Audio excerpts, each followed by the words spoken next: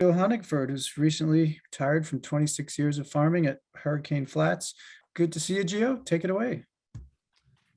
Yeah. Hey, thanks for inviting me. I thought I was all done with you guys, but apparently not. And it's kind of an honor, I guess, to be asked to do this because it's given me the chance to have the bully pulpit again for another 15 minutes. So you can see the young guy there who's getting started farming. Actually, that's probably 5 years into it or so. I probably looked younger than that when I got going. And for those of you who don't know me, I took a rundown dairy farm. That's it right there, and fixed it all up. And actually, the fixing up process is kind of interesting because that was the first house I fixed up, and figured out how to wire, how to plumb, how to do drywall, carpentry, all that stuff. And so now that's what I do. I just buy wrecked houses. I'm not a flipper. I'm a house rehabilitator. Big difference. So I have changed careers, and I found myself. I'll get into that later on. But that's so we had about 12, 15 acres of vegetables, about 40 acres of hay, going, 2 or 3 employees on the field sometimes. So it wasn't a big operation, but I got some takeaways that I think I kind of summed up 15 years. And this is one of the bigger ones is networking with other growers and professionals. It was the key to success. Is that really conferences like this, the New England Conference, the NOFA Conference, all of that stuff was so instrumental in figuring out how to do this. Going to listening to people, going to twilight meetings on people's farms, just meeting privately with farms. You can't do too much of that. That's where you learn. And these are the people who really know what's going on. People like Vern and Ann coming to visit. So that whatever system we have set up has to continue. I learned so much that way. But I do have to toot my own horn here for a second with sweet potatoes. When I first got started growing 26 years ago, nobody grew sweet potatoes in Vermont. And I got some slips and put them in the ground, and everybody told me, you can't grow them, it can't happen, it doesn't work. Here we are 26 years later, almost every farm that I know of who does vegetables grows sweet potatoes, and we all know that they grow well in Vermont. I'd like a little credit here. I brought this in. I'm just kind of joking. I don't know everything about sweet potato, but I think I was the first. A wise farmer once told me, and I think it's really true, all of farming comes down to 3 days.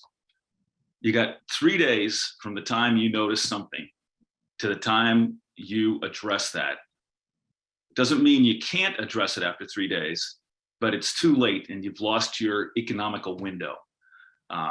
It's you see the Colorado potato beetle out there, you best get on it. Don't wait, as most of you know about that. One of the big things that I was after with this 3-day rule is I did zero weed seed rain. And it worked really well for me. It's year after year, if I kept it weed free, nothing rained down. The next year I weeded less, grew more, weeded less. I mean, that was just a common theme. And I could see where the weeds had gotten away from me, where if I had even one weed, I could see it in the soil. It's like, oh, look at all those lamb's quarter there in that area. But so I would walk by an area like this, these potatoes, and then look down and say, oh, and my mantra there was early and often get those little bitty weeds, get them right away. I'd look down and see those tiny weeds and go, I've got to get on that. I got 3 days. If I don't do it in 3 days, I'm not going to kill them the way I should. I'll be back here again, trying to hit them again to kill the bigger weeds. So I would keep in mind, you got 3 days. Notice something, you got 3 days to deal with it. By the way, that the 3 rule also runs with the same guy told me that if you have one boy working for you, you got half a man. If you got 2 boys working for you, you got a man. And if you got 3 boys working for you, you got nothing. So the 3 runs in the different realms there. I think this is the key right here. You run a business that just happens to be a farm. And I know that goes contrary to what a lot of us think about ourselves, but I think this is key. It kind of actually dovetails with this one here. Let me go to ahead. That's oops, too far ahead. Sustainability begins with the letter P. No amount of good intentions will keep your farm operating if you don't make a profit. So you have to make money at this. And I did. I think my best trait as a farmer was I knew how to run a business. I don't know, to this day, after 26 years, I have a vague inkling of what cation exchange capacity is. I know it's there. I know it's good stuff. I know I should know about it, but I never really used it. But what I was good at is knowing when to buy a piece of equipment, when not to, when to invest in something better, when something was the appropriate size for my farm. And I'll get into that here with like a tractor, for instance. I got a small farm. I'm doing 12 acres of veg, doing 50 acres of hay. I only need one tractor. I can do everything with one tractor. Now, I know it's different if you love tractors and you want to have 5 or 6 tractors because you just love tractors. I get that. That's okay, but don't people justify it and say, oh, I can't, it takes too much time to change the equipment over. It takes 5 minutes to drop a tool and pick up another tool. And once you get good at it, you just boom, boom. So, you know, people are, I was always watching stuff like this. I'm only going to make one tractor. I only got to maintain one tractor. I don't have to worry about storing them, keeping them under cover, all that kind of stuff. I got one tractor. This tool here I no longer own. Well, I didn't own it for quite a few years. I sold it. It's a Flex Tine weeder. It's an old model. I got it for $75. It worked great. Now I know that the newer ones work better.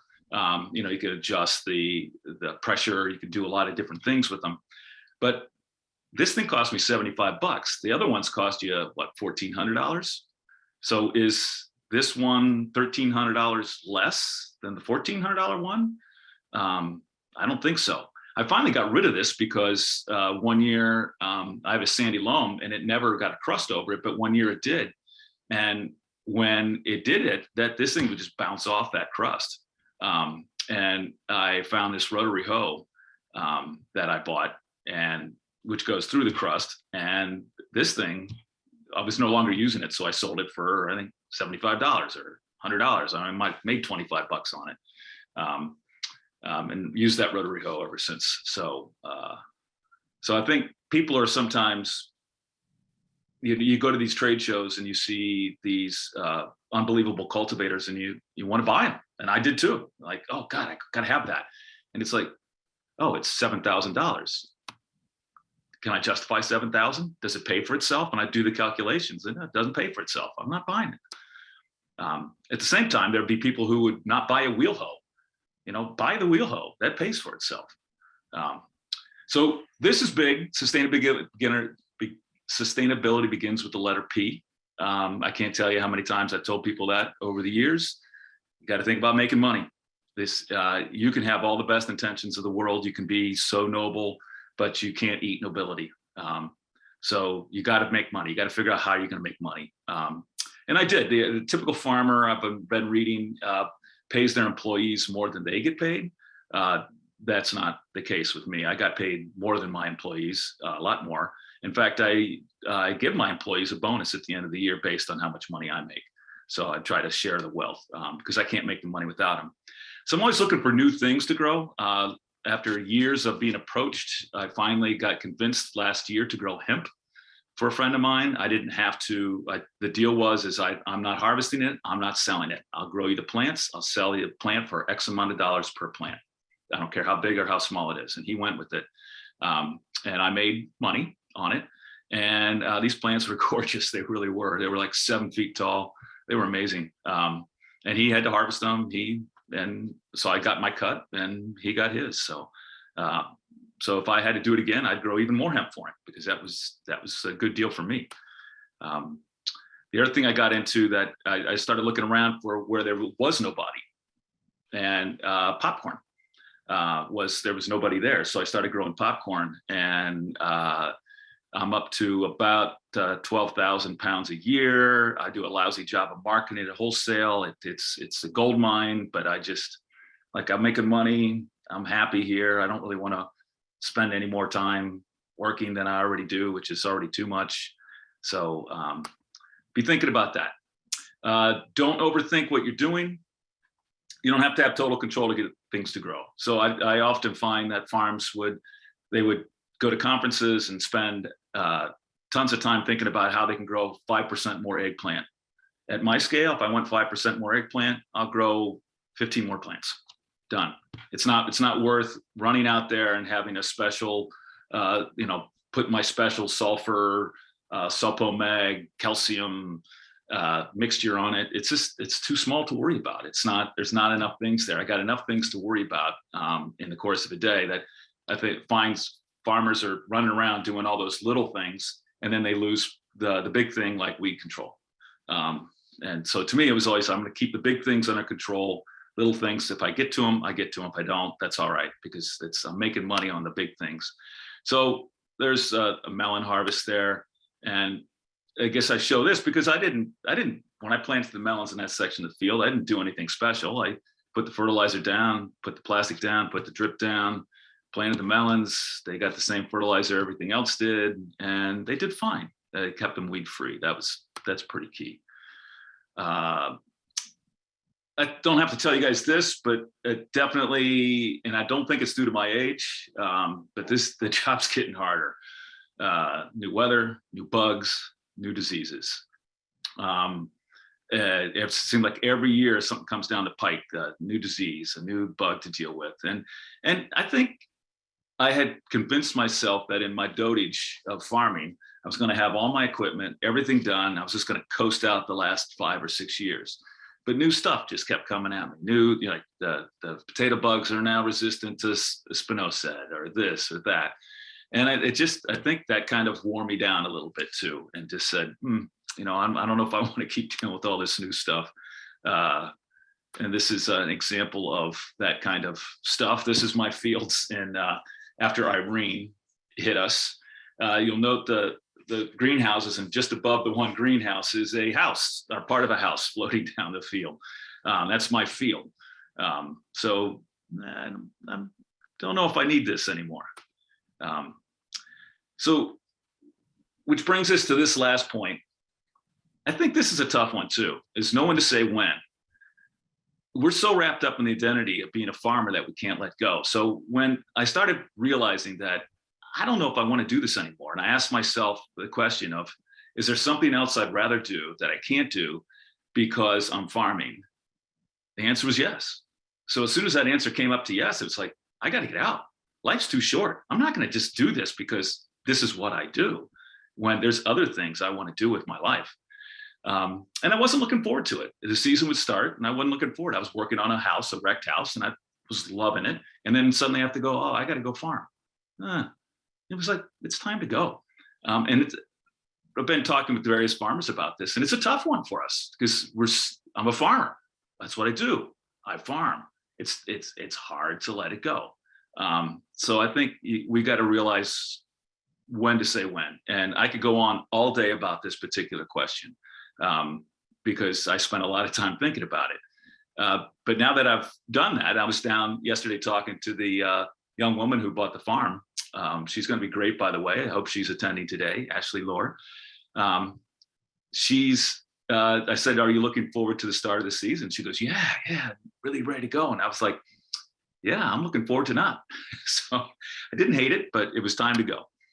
I will miss this. I will miss my customers. I will miss working the market. There's that young guy back again. I'll miss those beautiful days when you're out in the field and the birds are chirping. So there's things I'll miss, but not enough to go back. And I'll also miss this here.